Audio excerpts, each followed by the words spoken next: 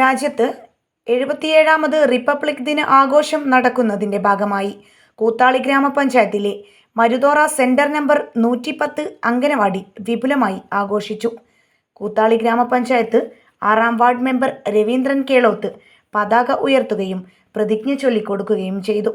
Anganwadi worker Nisha KP അധ്യക്ഷത വഹിച്ചു. Retired DEO PC Gopinathan master മുഖ്യപ്രഭാഷണം നടത്തി. പ്രവിത സുരേഷ്, ലൈല K, ശൈലജ T എന്നിവർ ആശംസകൾ അർപ്പിച്ചു സംസാരിച്ചു.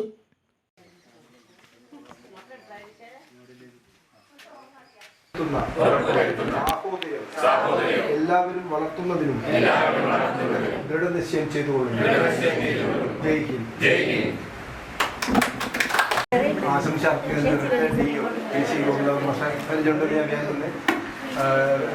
DEO ആയിട്ട് റിട്ടയർ ചെയ്താണ്. എല്ലാ റിപ്പബ്ലിക്കിലേക്കും ആശാരിക്കേണ്ട അംഗനവാടിയിൽ സാറിന് ഒരു പ്രഭാഷണം ഉണ്ടാകുന്നു. ഞാൻ ആശംസിക്കാൻ വേണ്ടി ഭാഷ ആദരവ്. അങ്ങനെ ഈ നിർമ്മാണ കമ്മിറ്റി 1950 ജനുവരി മാസം 26-ന് നമുക്ക് ഒരു റിപ്പബ്ലിക് ഇന്ത്യ റിപ്പബ്ലിക്കായിട്ട് പ്രഖ്യാപിച്ചു. അതായത് എഴുതപ്പെട്ട ഒരു ഭരണഘടനയുള്ള രാജ്യം.